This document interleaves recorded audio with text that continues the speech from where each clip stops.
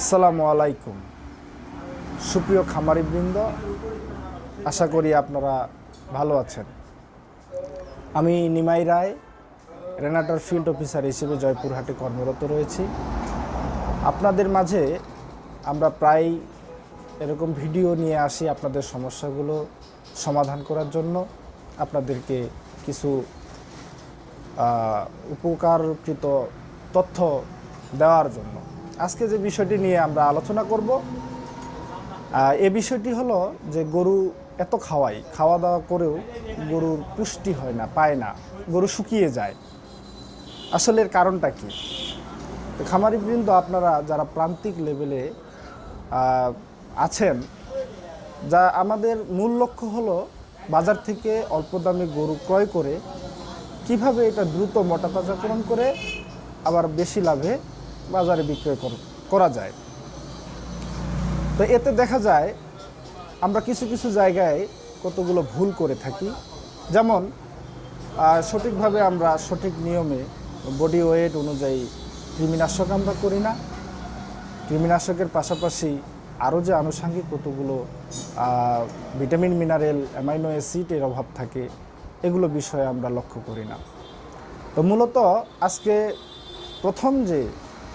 প্রথম যে পয়েন্টটি থাকবে যে আপনারা সঠিক নিয়মে সঠিক বডি ওয়েট অনুযায়ী আপনারা কৃমিনাশক করবেন। বাজারে অনেক ধরনের কৃমিনাশকই পাওয়া যায়।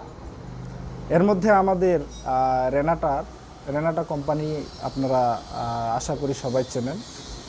তো রেনাটার অনেক কৃমিনাশকই আছে, যেমন রেনাডেক্স আছে, আপনারা রেনাডেক্স চয়েস করতে পারেন। তবে বলবো, একবার কৃমিনাশকের পরে আমরা দ্বিতীয়বার বুস্টার ডোজ হিসেবে 1 সপ্তাহ পরে আবার একটি কৃমিনাশক করব, যাতে কৃমি নিধনের পাশাপাশি কৃমির যে ডিম্বাণুগুলো রয়েছে, এই ডিম্বাণুগুলোকে যেন আমরা কিল করতে পারি, নির্মূল করতে পারি। তবেই আমি যা খাওয়াচ্ছি, আমরা যা খাওয়াবো, তবেই এই গরুর বডিতে অবজর্পশন হবে।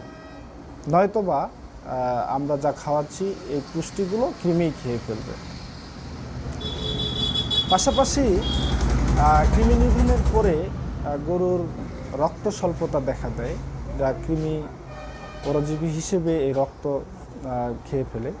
তো রক্ত স্বল্পতার যদি সমস্যা থেকে থাকে, তাহলে সেক্ষেত্রে আমরা আয়রন টনিক ব্যবহার করব। বাজারে অনেক ধরনের আয়রন টনিকও পাওয়া যায়। আমাদের ফেরো প্লাস একটা জেল আকারের আয়রন টনিক রয়েছে, আপনারা এটা চয়েস করতে পারেন। নিঃসন্দেহে এটা ফেরিক অ্যামোনিয়াম সাইট্রেট রয়েছে, যেটা টোটালি বাইপাস। এছাড়াও আরও ভিটামিন বি কমপ্লেক্স সমৃদ্ধ উপাদানগুলো রয়েছে। আমরা লিভার টনিকের কথা ভুলে যাই। কৃমিনাশকের পরে অবশ্যই আমরা লিভার টনিক খাওয়াবো। লিভারের যে ফলগুলো রয়েছে, এটা নিধনের পরে লিভারের অনেকাংশেই ক্ষতি হয়ে থাকে।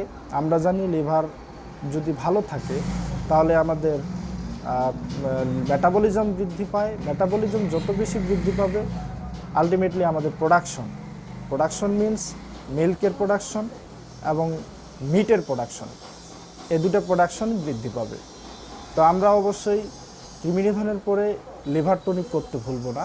বাজারে অনেক ধরনের লিভার টনিকও আছে, আমরা চয়েস করব ভিটামিন বি কমপ্লেক্স সমৃদ্ধ যে লিভার টনিকগুলো আছে, এগুলো অ্যাভয়েড করব। আমাদের হ্যাপারেন নামে একটা লিভার টনিক আছে, যেটা 500 ml, এমনকি 1 লিটারও পাওয়া যায়। হ্যাপারেন লিভার টনিক একটি সিনথেটিক সিনার্জিস্টিক লিভার টনিক, আপনারা এটা আশা করি চয়েস করবেন। এখন আসেন coming to the main point. আমরা লিভার টনিক করলাম, আমরা কৃমিনাশক করলাম, পাশাপাশি রুচির যদি কতগুলো প্রোডাক্ট আমরা চয়েস করি, তাহলে মনে হয় আর একটু বেশি ভালো হয়। এক্ষেত্রে আমরা অ্যানোরেকশন ট্যাবলেট, অ্যানোরেকশন ডিএস যে বলাসগুলো আছে, এর পাশাপাশি স্টোমাভেট জাতীয় পাউডার রয়েছে, আমরা এগুলো চয়েস করব।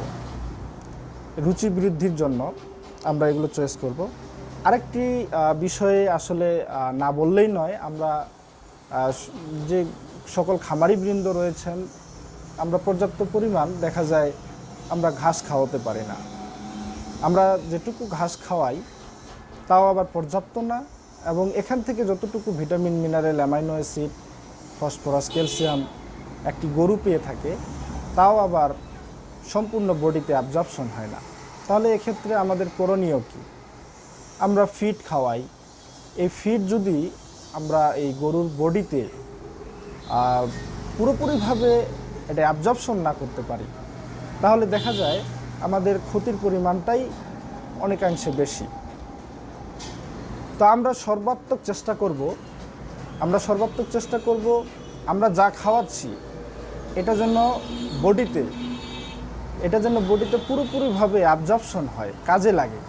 এটা যেন আদার্স প্রস্রাব পায়খানার মাধ্যমে এক্সট্রাভাবে খরচ হয়ে বের হয়ে না যায়, সেদিকটা আমরা খেয়াল রাখব।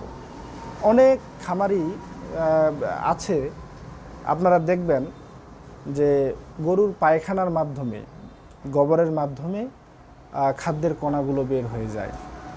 এই খাদ্যের কণাগুলো যখন বের হয়ে যাবে, আমরা অনেকাংশেই একটা লজের মুখ দেখব। আমরা যতটুকু পারি চেষ্টা করব যে খাদ্যের কণা যেন পায়খানার মাধ্যমে বের হয়ে না যায়। এর জন্য আমাদের রেনাটা কোম্পানিরই একমাত্র এই প্রোডাক্টটি পাওয়া যায় প্রফিট নামে। এটা হলো পলিফেনল। এর কাজটা হলো অনেকটা লেবুর মতো। আমরা ভাত খাওয়ার সময় যেমন লেবু খাই, লেবু খেলে আমাদের লালা সিক্রেশনটা বৃদ্ধি পায়। লালা সিক্রেশন বৃদ্ধি পেলে কি হয়, আমাদের হজম ক্রিয়াটা অনেকাংশে বাড়ে।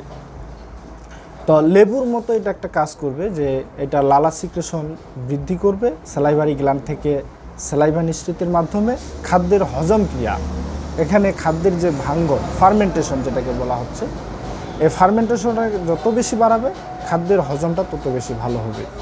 আবার খাদ্যের মধ্যে দেখা যায় প্রোটিন। আমরা অনেকেই জানি যে প্রোটিন মিনস মাংস, প্রোটিনেই আমাদের হলো মাংস। এই প্রোটিনটা যদি আমাদের খরচ হয়ে চলে যায় প্রস্রাব পায়খানার মাধ্যমে, তাহলে কিন্তু দেখা যায় আপনার খামারে দুর্গন্ধ হবে, প্রস্রাবের দুর্গন্ধ হবে, পায়খানার দুর্গন্ধ হবে। তাহলে এক্ষেত্রে প্রোটিনটা যেন আমাদের প্রস্রাব পায়খানার মাধ্যমে বের হয়ে না যায়, তার জন্য আমরা প্রফিট ব্যবহার করব। এটা প্রোটিনের সর্বোচ্চ ব্যবহার নিশ্চয়তা প্রদান করবে। তাহলে আপনারা এটা এক নাগারে 10 দিন চালাবেন, 10 দিন চালানোর চেষ্টা করবেন। 10 দিন খাওয়ানোর পরেই আপনারা রেজাল্ট দেখবেন। দরকার হয় গরুর গোবরের মধ্যে, পায়খানার মধ্যে পানি ঢেলে দেখবেন যে আসলে খাদ্যের কণাগুলো আসলেই আসতেছে কিনা। তারপরে আমরা বাজারজাতকরণ করব। এই গরুটাকে মোটা তাজাকরণ করে বাজারজাতকরণ করব। বাজারজাতকরণ করতে হলে আমাদের গরুর মধ্যে ফ্যাটেরও দরকার আছে। ফ্যাট আমরা জানি যে যদিও এটা একটা সুষম খাদ্যের একটি উপাদান, তারপরও পর্যাপ্ত পরিমাণ ফ্যাট একটি গরু খাবারের মধ্যে পায় না। এর জন্য আমাদের কি করতে হয়? এর জন্য আমাদের ক্যালসিয়াম দেওয়ার লাগে, আবার পাশাপাশি আমরা ফ্যাটও দিই। বাজারে অনেক ফ্যাট পাওয়া যায়। আমাদের একটি পরিশোধিত ফ্যাট রয়েছে যেটা পলিফ্যাট নামে আমরা বাজারজাতকরণ করে থাকি। এটা হাফ কেজিরও পাওয়া যায় এবং 1 কেজিরও পাওয়া যায়। এখন আসি, আমরা যখন এটা বাজারজাতকরণ করব, এর পাশাপাশি আরেকটি বলি যে ক্যাটাফোস নামে একটি ইনজেকশন রয়েছে যেটা দ্রুত মোটা তাজাকরণে সহায়তা করবে এবং এটা মেটাবলিজমও বাড়াবে। এখন লাস্ট পর্যায়ে যখন আমরা এটা বাজারজাতকরণ করব, বাজারজাতকরণ করতে গেলে আমাদের গরুর শরীরের প্রতি একটি খেয়াল দেওয়ার দরকার।